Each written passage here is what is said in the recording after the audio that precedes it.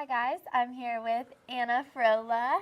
How are you today, Anna? I'm great. Yourself? Good, I'm good. So did you like the movie? I did. This was the second time I've seen it, and it holds up. Yeah, definitely. I don't know that the technology holds up. I mean, it's funny to look in there and see the big, giant, clunky monitors, Yeah. but the movie itself does. Well, good. So Doug Liman, he is the director. What other work has he done? What can you tell us about him?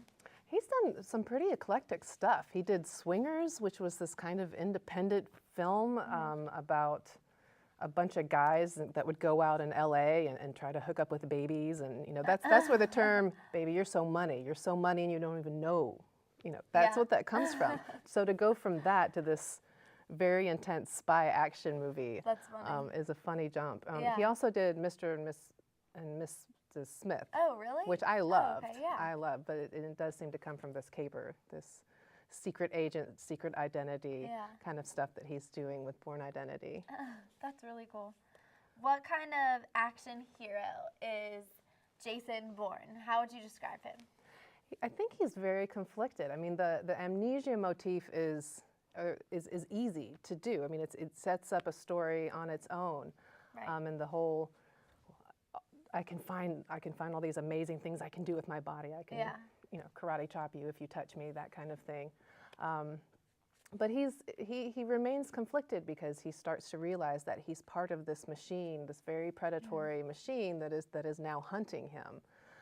But you see him these moments with children that kind of redeem him and align our sympathies even more with him because it shows that he has a heart. He cares about children. Children frequently represent innocence in these movies. Yeah. But he's sort of this all-American guy that could get away with playing either straight evil or straight antagonist, but it comes together as a pretty complex character there at the end. Definitely. So what is Treadstone based on? Treadstone is actually based on the Iran-Contra scandal. Oh, okay. The Lyman's father was involved in that, and so he did a lot of the kind of shaping of the inner departmental arguments and the tension and how the need to cover up, the need to clean up certain messes in the CIA. He gets that from his father, but it is based on the Iran-Contra scandal. Oh, cool. That's neat. So can you tell us anything we can look for or listen for in this movie? Both, actually. The music soundtrack definitely drives this film. It doesn't leave you alone. I mean, this is one of the cases where music can manipulate and guide your sense of feeling and guide how tense you get. And the music really, really drives the film. And I think one of the reasons that he did this is because he was inspired by this German film called Run Lola Run that features Franka Potent, who plays the female lead in this film, Marie.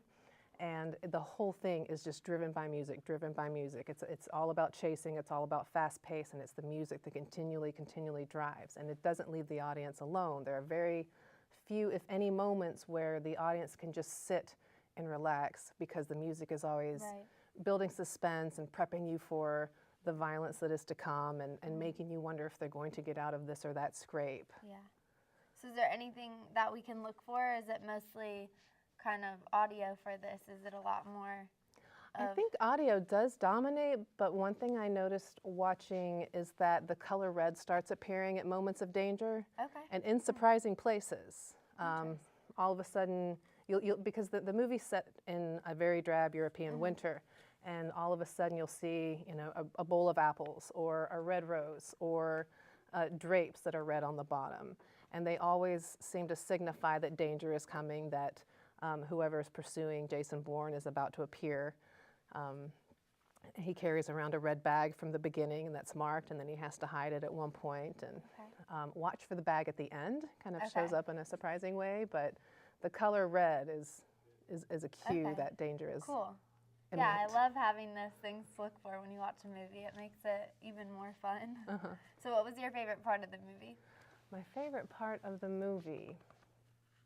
My favorite part of the movie is that moment where he realizes he has these hidden talents. I mean, he's agonizing over the fact that he doesn't know anything about himself, and all of a sudden Right. the reflexes kick in. And I think that that must be a really scary but really empowering moment.